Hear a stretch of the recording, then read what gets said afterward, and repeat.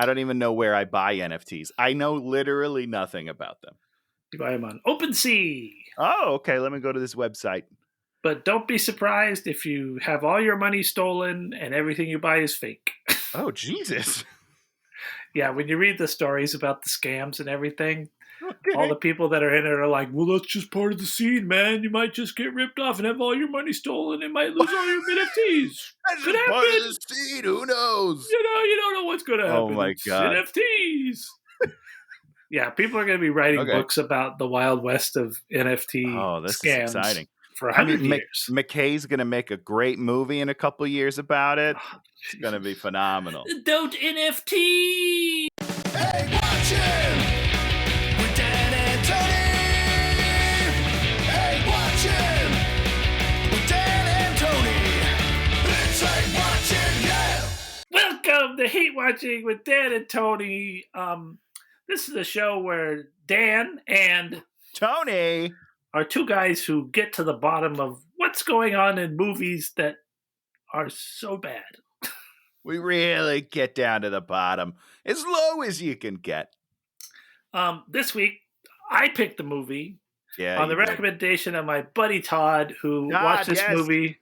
Shout out to Todd. Shout out to Todd, who watched this movie with his friends, and they got to the end of it, and they're like, what? And it's like one of those movies where you see people say they really like it, and then you watch it, and you're like, huh? Yeah. I like to check right before we get on here. I like to check the Rotten Tomatoes score. I'm 80. It's like 80% critical, which is bananas to me. Like 83%. I think. Is it super high? Not super high. Not 99. Like it's Doom too high. Probably is. It's too way high. Too high. I mean, lots of critics sat through this, and I'm gonna postulate why that critics rated it that high. Okay, and then when we get there, you can tell me what that means. Oh well, I can tell you exactly what my feeling is. Yes, this movie suffers from an inconsistency of tone more than anything else. Yeah, you think? And I think that if you're a movie reviewer, you just see so many movies that just like are the sort of the same. You know, like that one note, sure. Maybe not, but they start at someplace and they end someplace. And this movie, You're just like, what the fuck is going on? Yeah, I got whiplash during this movie, for sure. And I can imagine someone would find that experience interesting. You're like, oh. But I don't know those people. Yeah, no, because it's not. Listen, first of all, have we even said what the movie is? Colossal. I mean, if you can't Colossal read from 2016, if you can't read all the title things below, yeah, we don't do any of those. It's Colossal from 2016. Anne Hathaway, Jason Sudekis. Yes.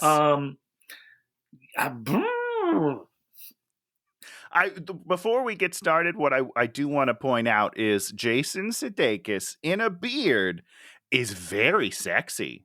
Oh yeah, he's great. Woo! Yes, please. I mean, you can't fault Jason Sudekis for this movie because he does everything that he's told to do. Gives a great performance. I don't understand what's happening, but I know that he's doing it well. And I mean, Anne Hathaway usually kind of annoying, but she was. I thought she was fine. Totally fine. The two leads. Yeah. I don't put any. None of this is on them. They're in a movie that doesn't make any sense and doesn't know what it wants to be, but they're doing great stuff. Yes. So basically, the whole sort of premise is that I'm interested to hear this. Anne Hathaway's character materializes in Korea at 8:04 a.m. for an unknowable period of time. It might be for like 2 minutes. It might be for like 15 minutes. They never really talk about it. It kind of expands and unexpands at different times. And then she disappears. But if she doesn't move around carefully, she will destroy a bunch of things. And she figures this out. And then she tells her friends about it. Then her friends come and sort of observe, and then Jason Sudekis, who's one of her friends, he also it has to happen in this exact certain area at this certain exact period of time when kids Does are it? always walking. Yes, it does. Well, I don't sort of, know. mostly almost. And then Jason Sudeikis, we're just telling the whole plot, the whole basic plot right now, and then we're going to get into it. So that Jason Sudeikis, if he steps into this zone at the right exact moment of time, he becomes a giant robot. She's a kind of a Godzilla monster. He becomes a giant robot, and then the conflict of the movie begins. That's sort of Act 1 is sort of setting all that up. Do you understand that took you to explain almost as long as the movie is?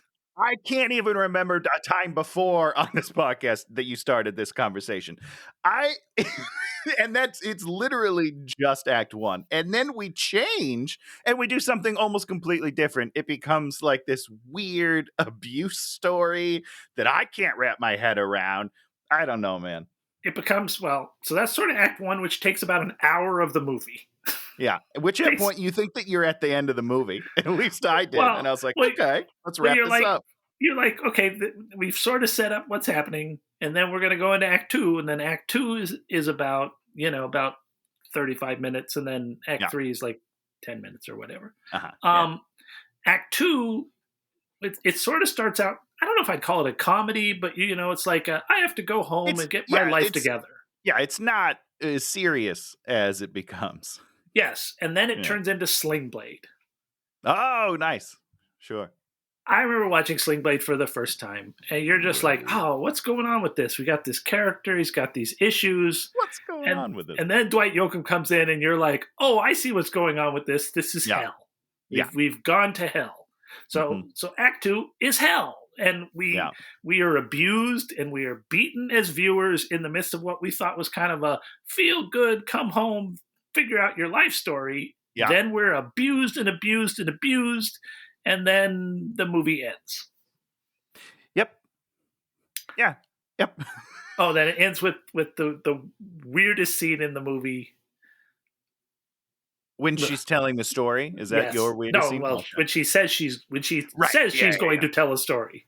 Yeah, yeah, So this whiplash of changing tones halfway through the movie, it's abusive to the audience. Yeah, it's not just she's not the only one being abused. It's definitely me as well. And the sort of third thing is, everybody in this movie is kind of a piece of garbage. I don't even know if I would say kind of. I think they're all really unlikable people, just like all across the board. Yes, we never root for Anne Hathaway's characters, I guess what I'm saying. Which is bizarre because she's going through some shit. But at the same time, I'm just like, ugh, I don't care about you. And that makes me a bad person. But they all suck. Everybody sucks.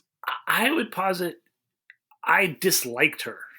Sure. Like every time we kind of got to a character point where she could like maybe do something to like sort of redeem herself in some small way, you were like, oh yeah, she's not good. She's not good. So we'll start the movie. Okay, here we go. In this weird flashback, 25 years ago, this little girl has lost her doll in Korea. She looks up and she sees this Godzilla monster sort of striding through the buildings. Okay.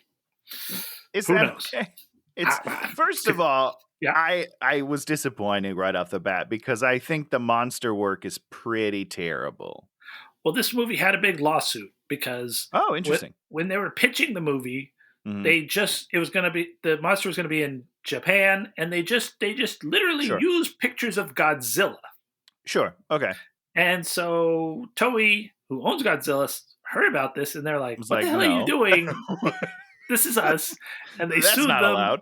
Yeah. The movie lost, and so they had to not redesign. They had to actually go about designing the creature. And so that's why monster. Okay. That's why they made the creature so weird looking to sort of not infringe, because of course stand apart as much as you can. Okay. Because the Godzilla, those guys have done everything, so it's like Triceratops, every sort of creature they've already done. Yeah. So you got to make a monster that's really weird looking and really stupid looking. All right, I'll allow it. So she gets home. Well, she gets to the apartment where she lives, and there's Dan Stevens. and she's been out drinking, and she tells him a bunch of lies, Yeah. and then he's like, "I've packed your stuff, get out," and then he leaves, and he seems very sympathetic. That will change. Yep. He seems sympathetic-ish, right? Yeah, he does. I don't. So what I get hung up on in this movie, and maybe listen, I don't know a ton about abusive relationships. I don't, you know what I mean? Like Sure. I'm not in them. I don't know. But it doesn't there's no tells in this beginning No, scene to me, no, like at all. Like when it turns later, I was like, wait, what? no. That doesn't make any sense. And I'll argue why I don't feel like it makes sense later. But in this beginning, I was just like, yeah, dude, I was rooting for Mr. Stevens. I was like, yeah, man, you don't need that drama in your life. Get her out, let her figure her shit out, and then she'll come back. Yeah, he basically says, I love you. I'm doing this. It's the hard love. It's intervention. Where you do the thing that's hard for the person, and you hope that they get their stuff together and come back, and you guys can work it out. Yeah, great. And I mean, immediately as he does this, as he walks out the door, her shitty friends are coming in to start the party again at his apartment. Yep. And I And was you're like, immediately yeah, like, you don't want hate this woman. Yep. Let's take a few seconds to talk about how beautiful Dan Stevens' eyes are. They're piercing. You know what I mean? Like they're the eyes that you look at them and you're just like, damn. I am not only am I jealous, but I'm also immediately drawn into your aura. I was Dan, one of the few things I liked about the movie was the shot of his eyes, like when he's kicking her out. I'm like, go eyes. I was listening. I shouldn't be telling someone else's podcast story on our podcast, but I was listening to Will Arnett's podcast. Will Arnett, Jason Bateman, and Sean Hayes. They have a podcast, Smartless. It's amazing. Check it out. And Will Arnett and Dak Shepard were telling a story about on a movie. They were talking to Nash Bridges, and he said he used to glance the camera, and that's how he feels like he connects to the audience, as he looks directly at you for just a brief amount of time. And the entire time Stevens was on the camera, I was like, I need him to look directly at me. I get it now. I want him to look into my soul and just look deep inside and pull out my heart. He didn't, though. Just as a secondary aside, did Arnett explain why Murderville is the trash vomit that it is? That is interesting, Dan. That is my pick of the week. I watched that entire thing last night and I almost peed my pants. We'll argue about it later. I can't wait. I cannot wait. Maybe I'll have to try a little more. I don't know. If you don't like it, it doesn't change. I'll tell you that. There it is. We disagree. We agree to disagree. Yeah, but we'll talk later. So she goes home and there's like this bonus house and she has parents maybe that are alive or maybe dead. Really. Who knows? Yeah. Well, it says they haven't rented out the house. So they're alive. Yeah. They're definitely alive. Yeah. They're just eating the cost of this house, I guess, for some reason. Yeah. Beautiful house. Yeah, great. Empty, great. She moves in there and lays on the floor. Someone is apparently paying for Wi-Fi here, which I found very confusing because I don't know. There's no modem anywhere. I didn't see that. I don't know what's going on, dude. But it only works in one room. In one, yeah. Which I don't know. Also does not make any sense. So, big, beautiful pool, but there's leaves in the back. That means it's unkempt. Oh, did we see the pool earlier? Did we see we saw the pool right when she gets there. When he jumps in the pool later, I was like, I don't remember there being a pool. This is very strange. They did set up the pool, but it was so covered with leaves, you might have not. I probably just was like, yeah, it's a yard. Okay, got it. So she goes and buys like an inflatable mattress and is like, I have to carry it home, even though she has infinite money. She's never wanting for money in this movie. Yep. Even though they continually talk about how poor she is, she never pauses to like not buy something if she needs it, which is great. It's great. Good for her. Airline tickets, whatever it takes. Just, fine. Money's not really an issue. Yeah, it's all good. So she has to carry it home. Ooh, and then Jason Sudekis drives by in his man truck, and he's like, I know you. You know his me. Man truck with his man beard. Hello, Dolly. And he's like, I have a bar. And she's like, I don't have a job. And he's like, you have a job now. Let's go do your job. And they immediately Yeah. like, she's got a job at a bar. Yeah, great. I mean, what's weird, she talks about in the movie, like her and Mr. Stevens are like, hey, you don't work on getting a job. But then like the first job that's offered to her, she takes. That doesn't correlate for me. Like she seems like she's actively not wanting a job. I don't know. I know what you're saying is there is no explanation as to why she just didn't get a job in the city. I mean, generally speaking, and who knows? I feel like if you're going to get a job as a waitress, you can do that very easily in a place called New York City, where there are millions of restaurants. I think the idea is she's a sponge. And so when she's finally, off of sucking him off, whoa. She's got to actually, make her own way. And this is her, showing that I can make my own way. I could be a bartendress. So they get to the bar. The bar is huge. Yeah, giant. It's biggest bar I've ever seen in my life. Yeah, it's insane. That must be the only attraction in this town, which is fine. And one of the other really weird conceits about it is no one else works there. He covers the entire bar by himself. Let me tell you, I worked in a restaurant for a while in my life, and we had like 4 to 5 tables as our section. Because if you're slammed and things are good, like that's a lot. That's a lot of shit to do. So he is doing everything for this giant restaurant. There's probably 20, 25 tables in there. There's like 15 seats at the bar. There's no way. There's no way. And that's only half of it. They open up the back later, and there's never more than like 3 or 4 people in there because they realize that they don't. There is later though. Once the monster's coming and people are there to watch, like. Oh yeah. I don't know, man. There's no way in hell. No. Him and even her added 100%. On. Yeah. Not a chance. No way. No sign of a cook. No, there's no sign of reality in this movie. Which it's one of those movies. It's there to make. Go. So she starts work immediately. He's got his 2 friends. The one guy from the Coen Brothers movies, whose name I always forget, and then a young guy. Yeah, I don't know. Yeah. She immediately starts hitting on the young guy. Yeah. Classic. And then he tries to kiss her. And then she's mad. Like, oh, blah, blah, blah, blah, blah. Yeah, but that's not even the weirdest part of it.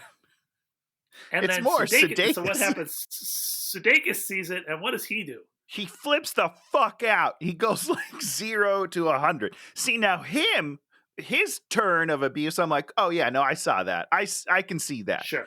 That's the difference between him and the Dan Stevens. It's like that's in his character from the beginning, and I believe the conceit. But yeah, he just flips the fuck out. He screams him out, and it's just like, okay, we're supposed to think, we're thinking, oh, he's in love with her. I'm like, okay, he's in love with her. Oh, interesting. I immediately was like, oh, this guy's bad news. We got to get away from him. Even if he is in love with her, that is not a good reaction. Because 1, they didn't even kiss. Right? They didn't kiss. This is like day 1 of you seeing her since she was a frickin' child. But this is not a rational response to the situation on any level. Oh, no. Get out. Get out. So we get like this little piece of thing where she's like a writer and went off and did writing. And then he sort of paid attention to her writing.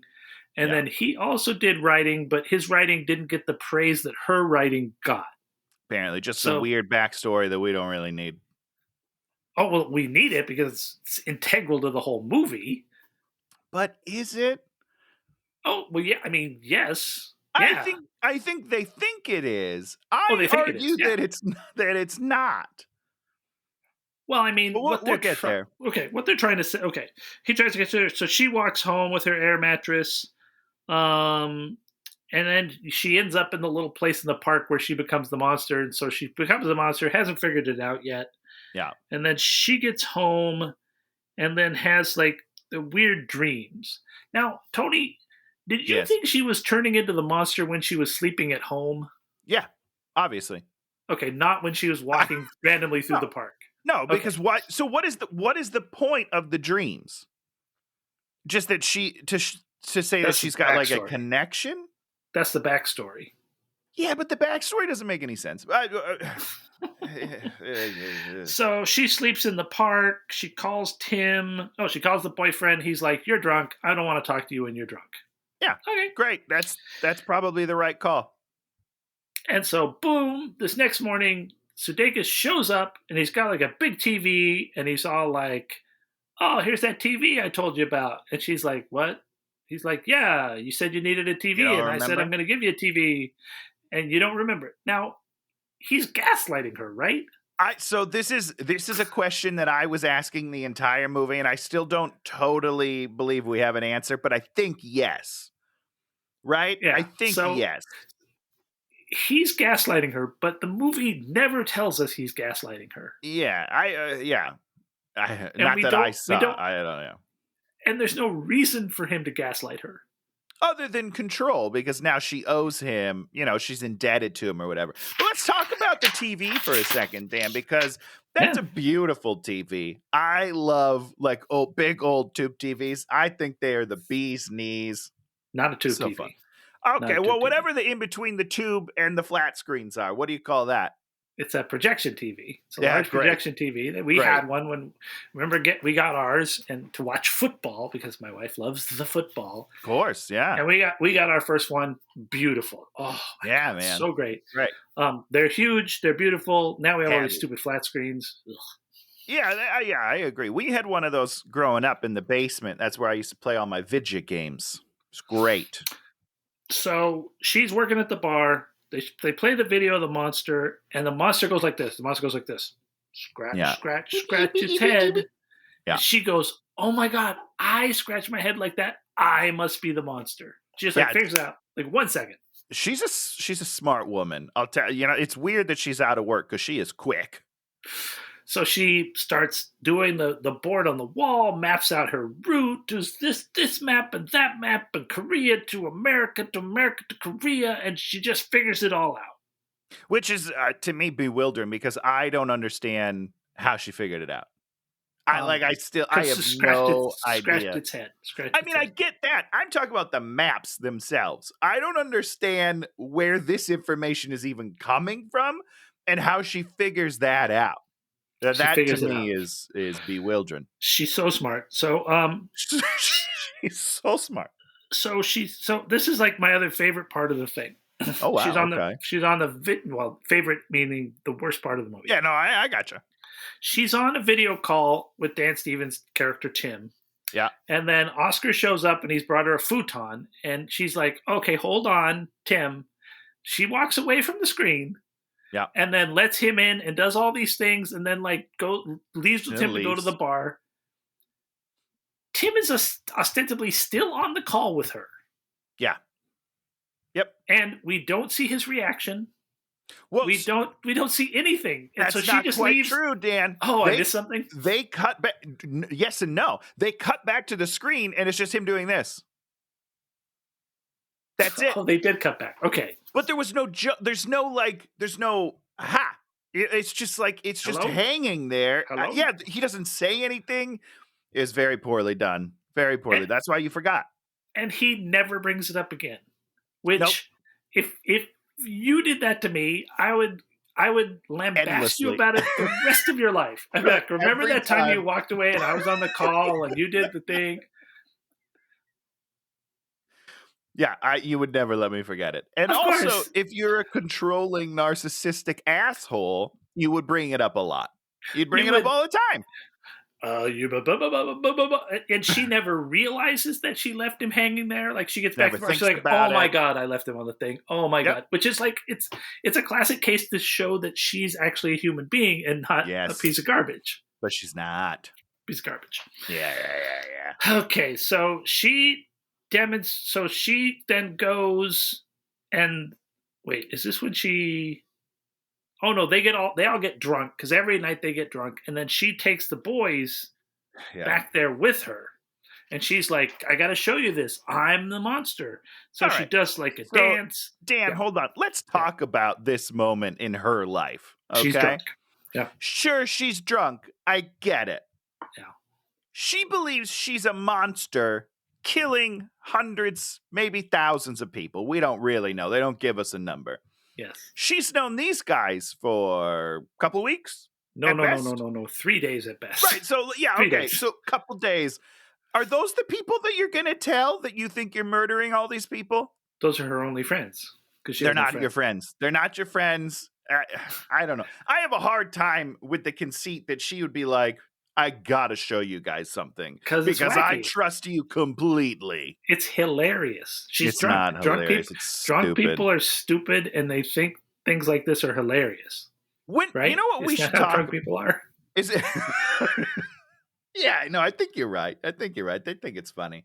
I poisoned the water supply. Isn't that funny? He. Let me tell my friends about when I poisoned. Because whenever you watch the crime shows, they're always like, these guys are always walking around. I killed her. Yeah, I killed her, of course. I killed her. I did it. Yeah. Okay. Maybe this is not the right time to bring this up, Dan. Always the right time. Why is she an alcoholic in this movie? We have because she got hit by lightning. Okay, I have a hard time with that. She got hit by magic lightning. Oh, yes, of course. Magic space lightning. I don't... Maybe I can save it for the end. I just have so many logic questions for this movie. And not like logic, like real world logic. I mean, the world that they've created doesn't make any fucking sense in its own movie. Yeah. And I don't understand the choices that the writer makes. Yeah. Like, why is she an alcoholic in the movie? Why is that important to the story? I mean, it's not. But why do that? It's important to the plot. It's not important to the story. Is it, though? She's got to be an alcoholic so you can gaslight her, so she can be stupid enough to cause mayhem the first time. I mean, right? Why? It's okay.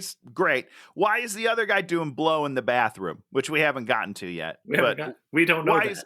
Why is that interesting or something to put in this movie? Okay, we can't talk about all right. We gotta get there.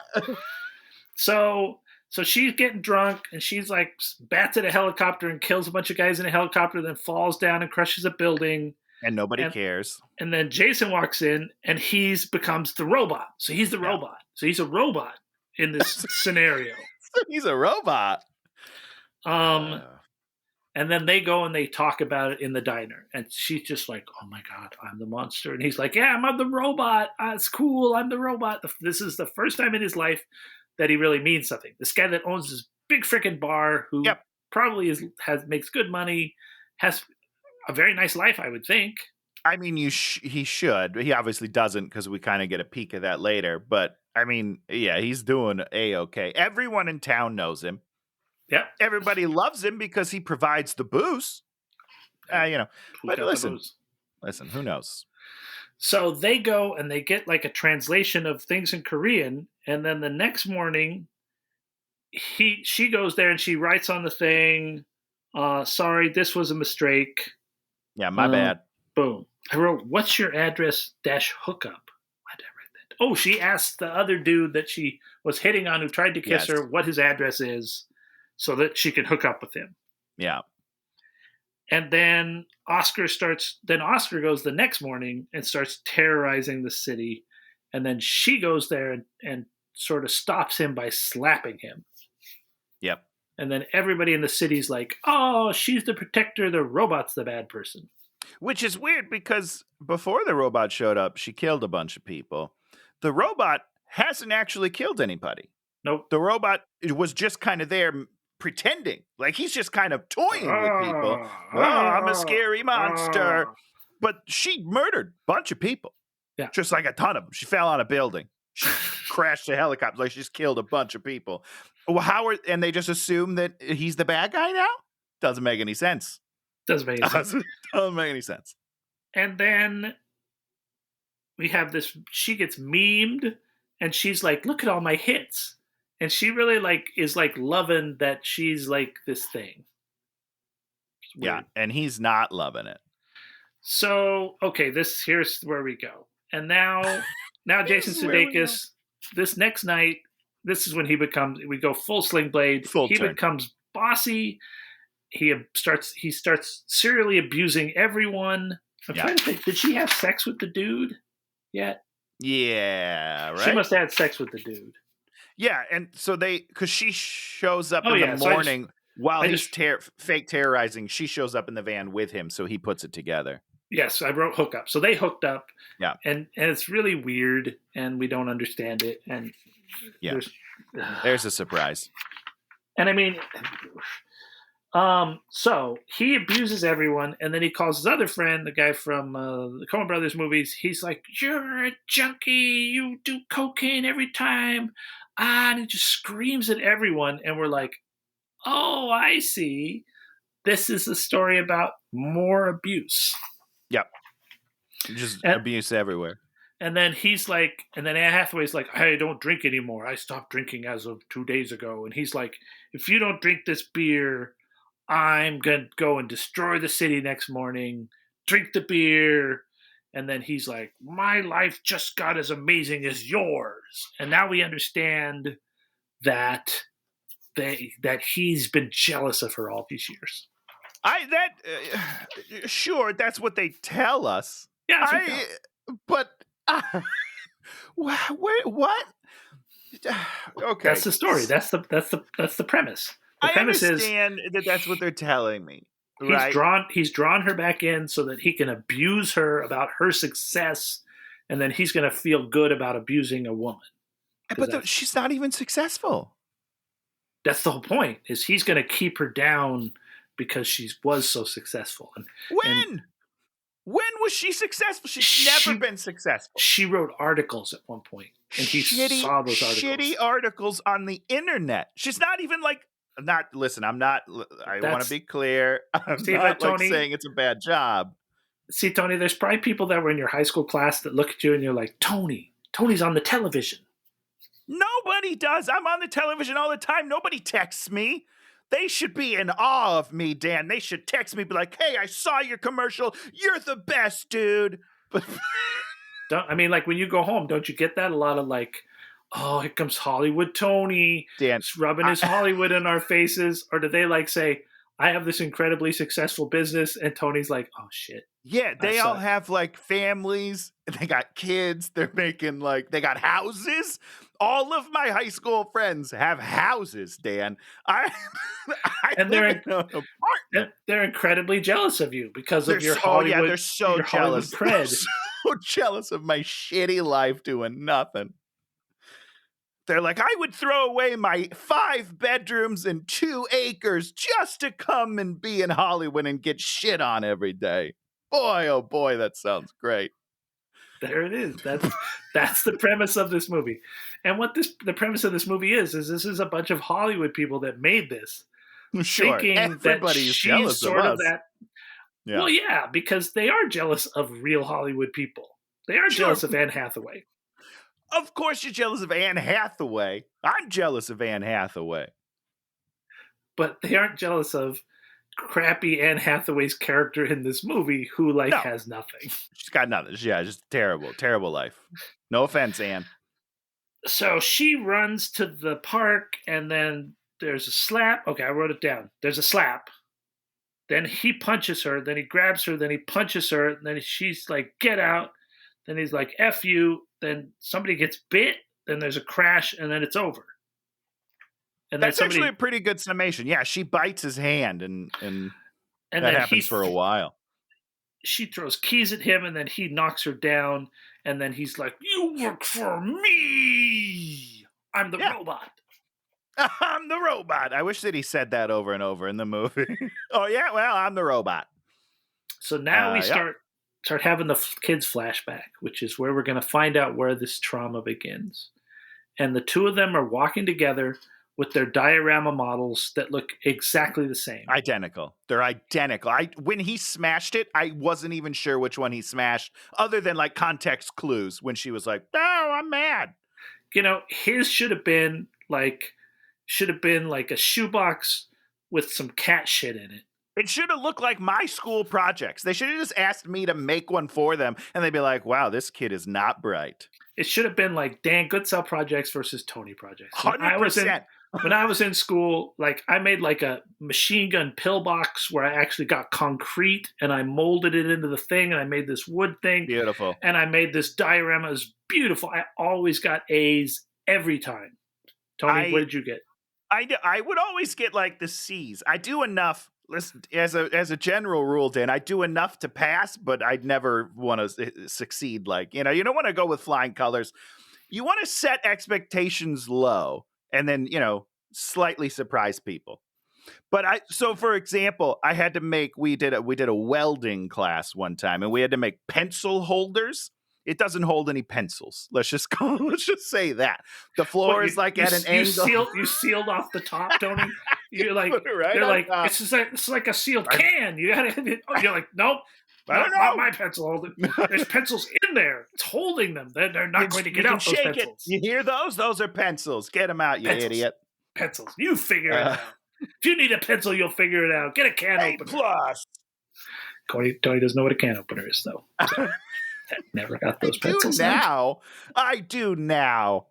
36 years old. I know what a can opener is. So we set up she's walking with her model, and the wind picks up her entire model, including like a monster figure, which is made out of heavy plastic and God only knows what. Picks it up, floats it away into the air, and Jason Sudekis' kid chases after her model. If he wanted to destroy it, wouldn't he just let it go? Yeah, I would. I'd be like, oh, your model's gone. I guess you're screwed. F for you. Yeah. Why chase it down? I don't know. Okay. Cool. So the Josh guy, the guy that she had sex with, says sorry. And she's like, oh, here's all this more furniture from Oscar's uncle's dead uncle or something. I don't know. This guy's got all sorts of furniture laying around, though. It's great. So then she goes to Oscar's house and is like, I'm going to talk to him. And his house is a dump. Yeah. And we got the classic photos of his ex-wife and their baby, and the face is scratched out. And that's when you're like, right out. Oh, it's not going to go well. Oh boy. And then he's like, oh, okay, I'm so sorry. I've come down. It's over. We're good. Yeah, which I guess that's probably what happens, right? They apologize, and then I don't know. He's manic depressive, He's manic, depressive, manic. Sure. Every day. Sure. Up, down, up, down, up, down. Yeah, that's tough. It's a fun way to live. Yeah. So she goes back to the house, and then here's all this furniture. It looks like a 1920s parlor. Yeah. Now, weird, right? Did you think there was something going to happen? Because like the table that was in the back of his car, the van, looked like a shitty IKEA side table. But then all the furniture was like, did you think something was going to happen? Like they were going to go back into the past or something? No, but I expected Josh to show up again, but he doesn't. No, he brought all the furniture. No. He brings all the furniture in and then basically never speaks to her again. Well, he didn't. No, he doesn't. I mean, he sees her on the TV and he's like, hey, good for you, lover. But he never speaks to her again in the entire movie. So now Tim has come to town ostensibly for business, but it's always sort of half hinted that he's not there for business. But we bring it up 6 or 7 times whether he's there for business, and he says, yes, it's always business. And then everyone's like, I don't think it's business. He's like, it is business. And the business, and then the business. You're like, okay, we're getting whiplash for more like coded things that don't make any sense. Like, at this point, I don't care why you're here, guy. Just move on with the scene. I don't give a shit. Just do that once, and we'll be like, oh, okay. Maybe we'll find out, or maybe we won't. But they want us to really know that he might be there for business, or he might not be. Yeah. We'll never know. Yeah, you don't need to know. You've never been here for business before. He's like, yes, but now I have business here. And they're like, oh. Right. I mean, okay, that's a good point. Good point. You could get new business. I don't know. So there's Tim, and he's like, you've been ignoring me. And then she's like, you're jealous. And then he just assholes at her so hard. He's like, You're a waitress now? You would never work when you're a New York waitress. That's beneath you. You're incredible, but you're garbage, and I hate you, and I hope you die. Yep. Yep. Just more cycle of abuse. Out of left field. It's so weird. Yeah, well, the whole movie's weird, Dan. It's weird. I don't know how to break this to you. So then they go back to the bar, and then he, Jason Sudekis immediately abuses her. It's like, go get us beers, woman. And she dutifully goes and gets them beers. And then this is like the best part of the movie. He goes into the back and then brings out the world's biggest firework. Yeah. And then gives this whole speech about most irresponsible thing you've ever done and how they used to go and get the fireworks, but this one was too big, so they never lit it. And then this one guy's like, I need coffee. And he's like, no, get out. I'm going to be super irresponsible. And then he lights the firework, and it is literally the most pathetic thing I've ever seen. It's not even like great, right? Like, it's so underwhelming. The only problem with it is you did it inside. If you did it outside, it's not even exciting. No. It's just kind of like, oh, okay, yeah, pew, pew, pew, pew, pew. Great. That was worth saving for 15 fucking years, you idiot. This thing should have been like a rocket engine. Yeah, yes. When we were kids, my dad brought home rocket fuel one time. Where? Well, hold on. Where did he even get that? Yeah, we're not going to talk about it. Oh, okay. We're going to skip over the origin story of the illegal rocket fuel. We had rocket fuel, and it's like kind of like Play-Doh, like really dense Play-Doh. Sure. And one time we're like, okay, we're going to light up the rocket fuel. We had these like little tin trash cans, really thick, kind of like a steel drum, but not, only about this way. So we put it in the bottom. We lit it off. We lighted it off somehow. I don't know how you light it off. And it was amazing. It starts up, and then it's like, and then it's like, and it's just shooting flame out. We got the tree up there. We're like, oh shit, we're gonna set the entire place on fire. Oh my god! Just like one of those childhood things. You're just like, remember that rocket fuel? Yes, I remember. Yes, I do. I will remember that forever. Greatest day of our life, Rocket fuel. We basically had a rocket. That's amazing. This thing is like, we stuck 7 sparklers on a thing that kind of went like this. Couple things shot off and lit fires elsewhere in the building. Yeah. But yeah. Point being is he's like, I control her now and she's going to be irresponsible and stay with me. Yes. Is it irresponsible for her to stay with him because he's threatening to kill thousands of people? Well, this is a message to Tim and not to her as much, I think. It's more like, look how crazy I am, and she's still picking me over you, you little bitch. That's what I took out of it. It was more of a power play to him at that point. Well, I'm wrong. Who's doing something irresponsible? So he's super irresponsible. Yeah. But isn't the point is, I'm so irresponsible, doesn't that mean you can't be more irresponsible than me? I don't know, Dan. You're trying to put logic into the movie. It's a huge mistake. She leaves. She stays. He leaves. Then he's at. Yeah.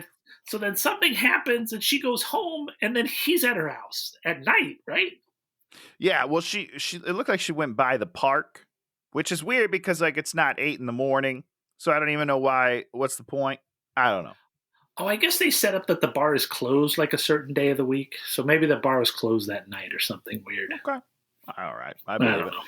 Well, also it burned down a little, didn't it? So I don't know.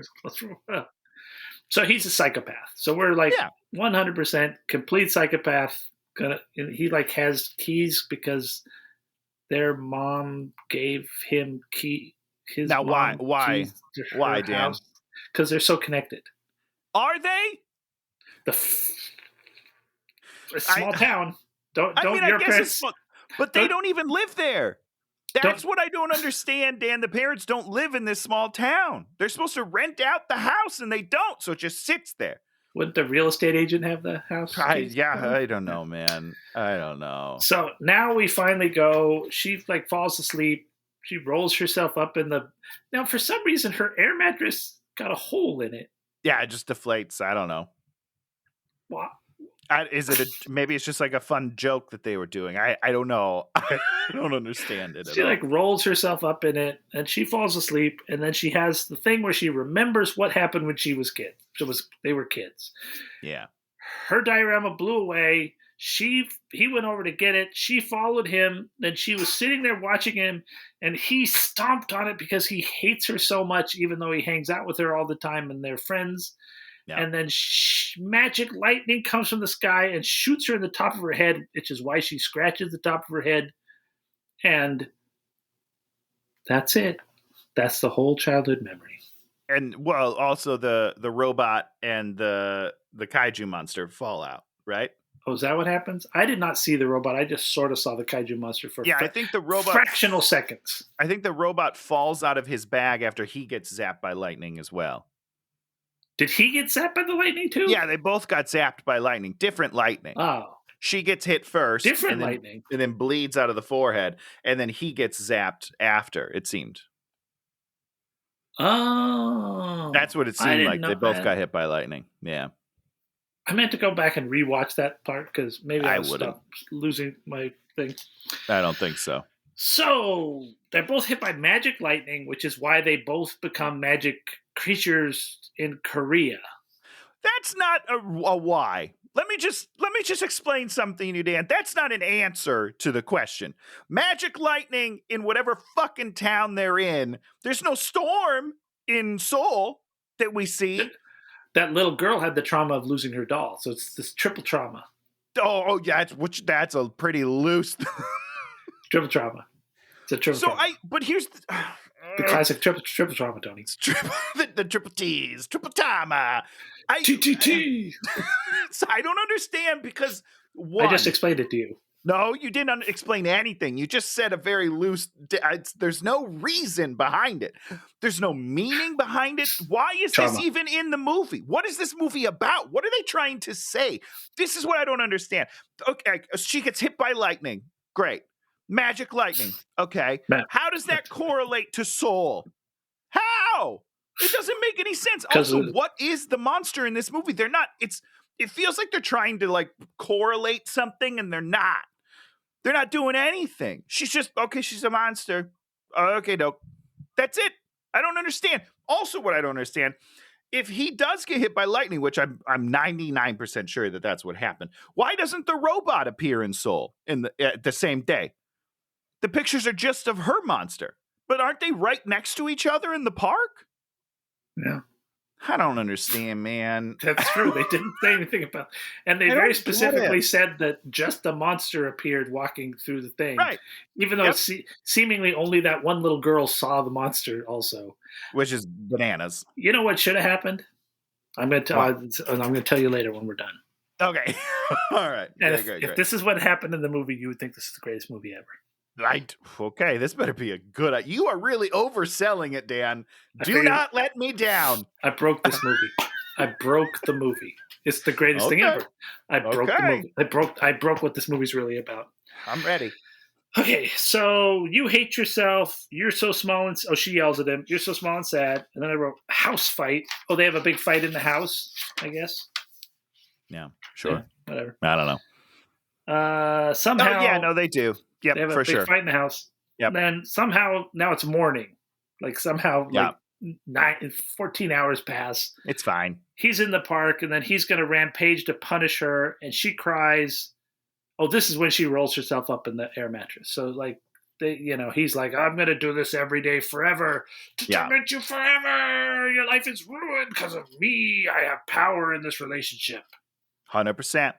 So she rolls herself in the air mattress, and then when she wakes up, the map of the line between South Korea and America has fallen, has slipped and gone down. So it's upside down, and she looks at that and she's like, I figured it out. Okay, so let's talk about that for a second, Dan. Let's talk about this logic in the movie. Saw the map.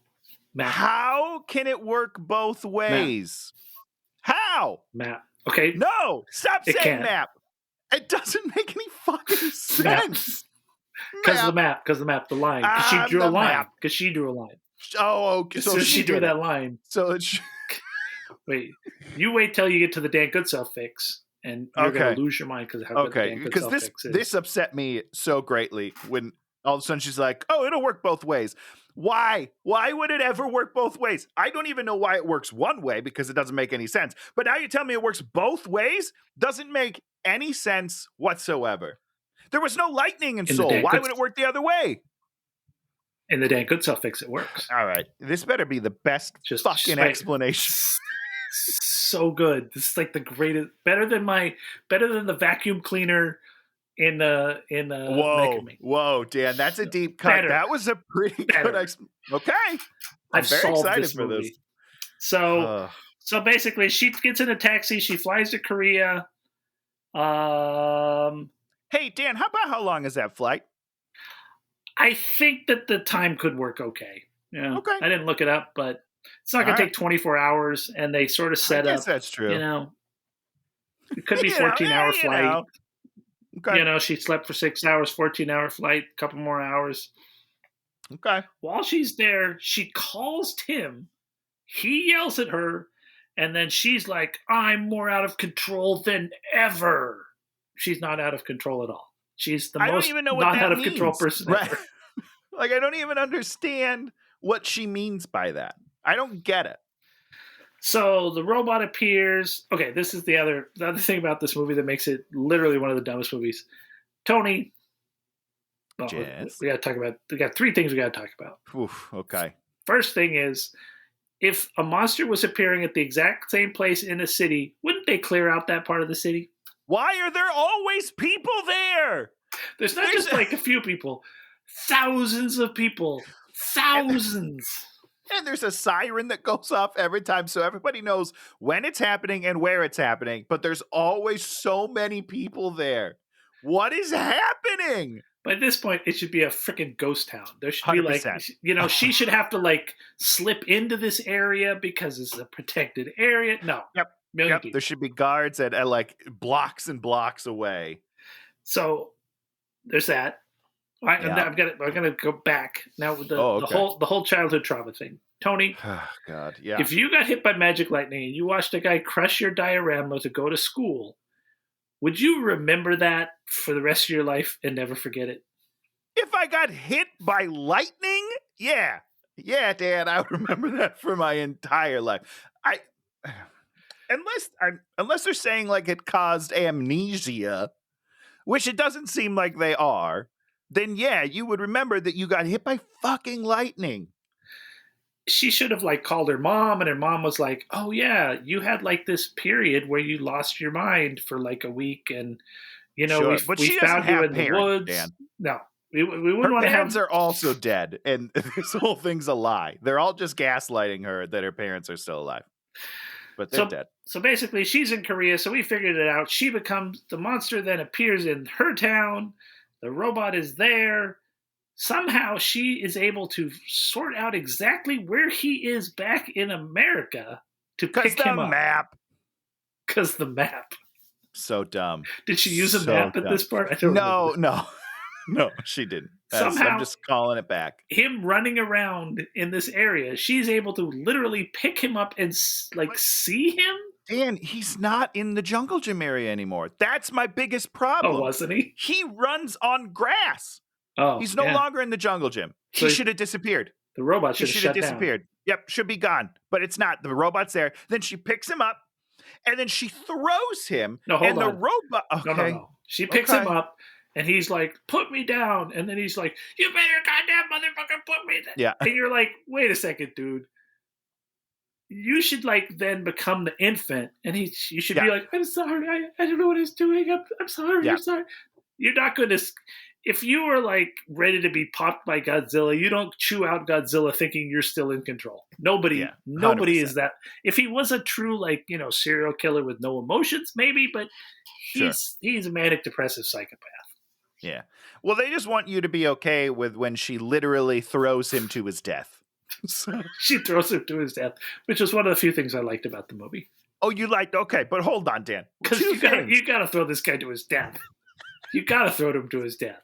Just give him a good old heave-ho. Yeah. Where I throw him into space. It's funnier. What? Where does his body land? Exactly. Space would be great. Where does his body land? Right, but it's going to land somewhere.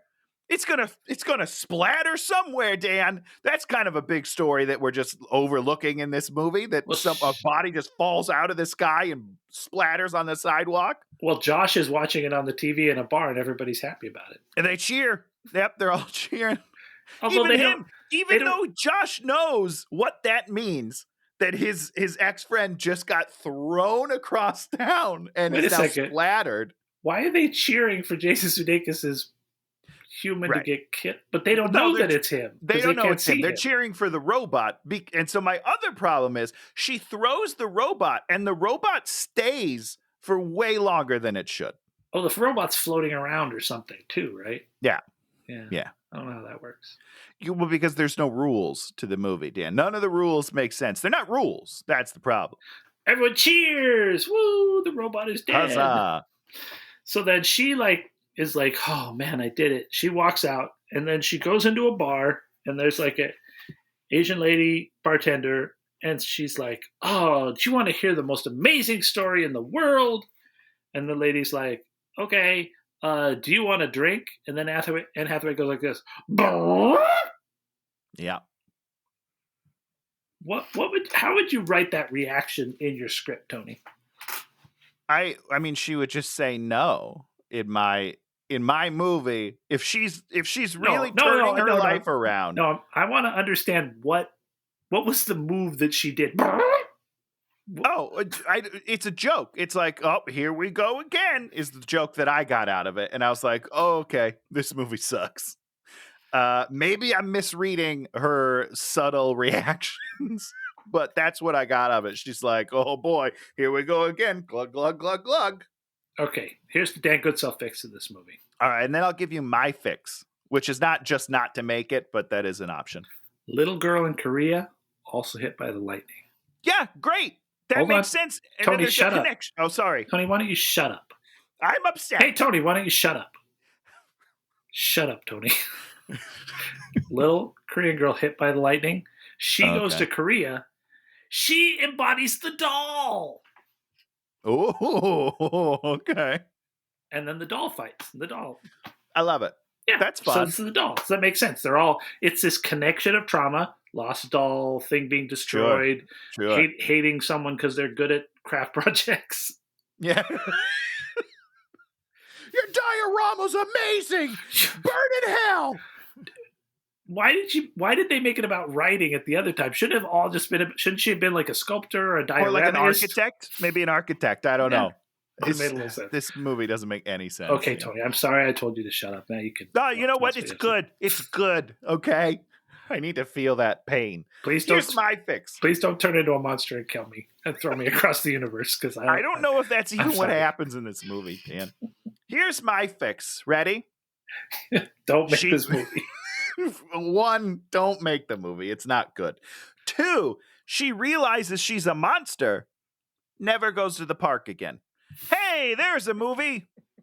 Oh, I'm a hideous giant monster crushing people. All I need to do is not go in this 8-foot box, but that's too hard for me. Oh my God. Gotta keep going back. Fuck this movie. I hate this movie. This movie's garbage. It's kind of funny because it's by far not the worst movie we've ever done, but it's one of those ones where you're just like, what's the message? What is your, what's the message? Right. It's a decently made movie. Yeah. Like the performances, like we said, are solid. It looks pretty good other than the monster, but I understand what you're saying. Sure. It just doesn't make any fucking sense. And I don't know I have no idea what they're trying to say or convey. It's just it's a mess. Well, this is one of those movies where this person somebody has an idea and they write it on a napkin, or their kid says, what if climate change was used as a weapon to destroy, it's like, it's the idea of a 5-year-old, and there's no synthesization of the idea into something that makes a lot of sense. Here's what happened. Guy goes to the bar, writes a movie on his napkin. The next night, guy goes to a bar, writes a different movie on his napkin, goes home, confuses the napkins, and writes a movie that somehow both of those movies. And he's like, is this right? It must be. I wrote it down the other night. I'll keep going. But yeah, the interesting thing is nobody's sympathetic. Anne Hathaway's character, even at the end, not sympathetic. Dan Stevens' character doesn't even have an excuse for being so unsympathetic. No, not at all. And I mean, at least Jason Sudeikis' character has real issues. Sure, yeah. We learn a little bit, and they're like, oh yeah, he's messed up. He's messed up in the head. And again, I just want to reiterate, he was great in the movie. Yeah. He was giving it his all, and I think he's a very talented man, and I really like him a lot. Yeah, but Well, it doesn't make a lick of sense. It's not great. It's not great. But to go back to your original thesis of tonally inconsistent, is it's great. The ups and downs are crazy. But what I'm thinking about is maybe that's it's the Jason Sudeikis character is telling the story almost, because it's you got some highs, you got some lows, you got some highs, you got some lows. I don't know. Well, they call this a science fiction dark comedy. There's nothing funny in this movie at all. I didn't laugh a single time. No. There's no jokes. It's not a comedy. It's not a comedy. If anything, it's like a sci-fi drama. Just or even a thriller at that point. But it's directed like it's a comedy. Correct. It's directed like it's a light comedy, and it is not at all a light comedy. Ever. Not even a little bit. Also, it's not a movie that I want to see. It's just not. I don't want to see a movie about abusive relationships and then also a kaiju monster, because one, the two themes don't ever come together and make sense. But two, that's just not a fun. Kaiju monsters are fun. I'm just going to say it right now. They're fun. The whole thing is a movie is a good movie is a 1 + 1. It's one idea plus a different idea, and then we see those things act out in a synthesis. Sure. Boom. These are two things that do not add together. No, they do not. Not tonally as a comedy. Yeah. Yep. If this was a thriller, we're like, okay. But it's not. Also, I don't think we talked about this, but I went into this knowing nothing about what I was about to see, and I was completely blindsided. But I did afterwards. I was like, maybe I should watch the trailer to see how they pitch it, because I don't know how you pitch this movie. And it turns out either did they. They pitch it as a comedy. Yeah. They're like, it's the upbeat music and they're having fun. It's like, I'm a monster. It was back ass confusing. It was wild. I remember seeing the trailer and going oh, this looks kind of interesting. That looks weird. Yeah, you were wrong. Then you watch it and you're just like, oh no, it's all about the halfway point where it turns into Sling Blade and they punch you in the face a bunch of times and you're like, Jason Sudeikis is a monster. He is a monster. Yeah. And I mean, I think that's the other thing is what if we were really monsters inside? I think that's another little bit in there that they don't deal with at all. Yeah, exactly. They don't deal with, Yeah, I don't know, man. Here's what I was thinking while I was watching it. I was like, it would be a fun thing is if not to watch this. The Seth Rogen family made a movie like this. This is the end, that sort of movie. Sure. If you do a movie where someone's becoming a kaiju in that kind of way, I think I want to see that movie. I think that would be fun. Yeah, I mean, this is the end. A fun movie. Danny McBride steals the whole movie in the middle. God, does he steal the hell out of that movie. Channing Tatum, though, he's just so game. He just has a little tiny bit, though, right? But he's got a ball. It's great. Yeah, it's great. But Danny McBride just comes in there and he's like, you know who knows how to run a bit? Yeah. Mr. McBee. And I'll have to watch that again. Mr. McBee. So Tony, tell us about something that you liked that I tried to watch and did not like. Yeah, I mean, I know we're running long, of course, because that's what we do. You think we're okay? Good. Let's talk about what didn't you like about it? Because I was laughing so hard. It's weird, and it's just so it's Murderville, and the whole idea is it's improvised and sort of. It's just he comes in and it's like doing all this sort of self-referential stuff, and then he talks to the captain, and she's like, "You gotta get your stuff out of my house." Oh, we're not friends. It's just the acting was terrible. There were no jokes in any of that. like a bad sketch. Oh, it's acted like a bad sketch. I know that sounds weird, but it's to me, it's the easiest way for the juxtaposition of the celebrity guest star who doesn't act at all. Like they are just there like along for the ride, trying to keep up with Will Arnett and company. So they're kind of like overacting to kind of get these people to come along for the ride. But then at the same time, there's like a mystery to it, and it's fun because you spend the episode like looking for the clues and trying to figure out who did the murder. There's a lot of layers to it that I found very fun. And the Marshawn, did you watch the Marshawn Lynch episode? I'm gonna watch the Marshawn one because I'm not a big fan of Conan's bits. His bits don't land with me much, and totally I think fine. That might have been the problem. As I started with that one, and I didn't make it through the episode, so I didn't. I didn't deal. It was just kind of like. It is dependent on who the guest star is, because Conan doesn't really play the game because he's Conan. You know what I mean? My favorite part of the Conan episode is when Will Arnett is just like pouring Tabasco sauce on the sloppy Joe. Did you get to that part? I didn't get to that part. They're making Conan eat a sloppy jalapeno, which is like a spicy sloppy Joe, and he's just like, "Wow, you got to put more Tabasco." For like a full scene, he's just pouring Tabasco, and then they make him eat it. It's very funny. It's just because it's a silly bit, and Conan doesn't have to do anything other than eat and be disgusted, which is just not acting. Got it. I gotta watch. Shannon and I will watch the Marshawn Lynch one today. Yeah, Marshawn Lynch was fun better. Because he's not an actor. He's hilarious. He is very funny. I like him a lot.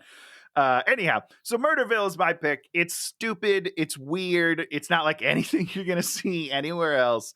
But if you watch the first episode and you giggle a couple times, just stick with it. There's only 6 episodes. Stick with it. I'm picking Katla, which is a crazy Icelandic movie from Netflix about a volcano, and these doppelganger people start coming out of it into this volcano. Turn. Okay. Volcano. This town is like destroyed by the volcano, and then that's no good. These people start coming out of the volcano.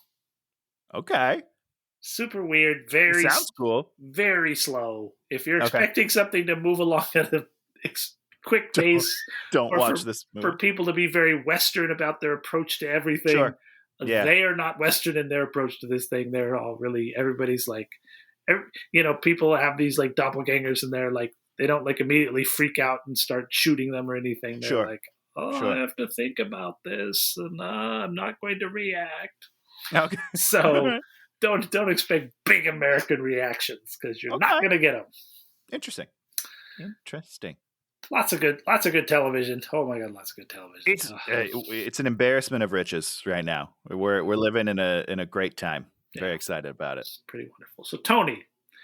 Before we do that, one more thing I want to say about Murderville is you should also watch the Annie Murphy episode because I don't think she's having any fun at all. Oh, she seems so miserable, super annoyed by Will Arnett the entire episode, it's pretty fun. That might be very funny. I might enjoy that. Yeah, it's good. All right, sorry, Tony. You got to give us a movie for next week. Something that's just as good as Colossal.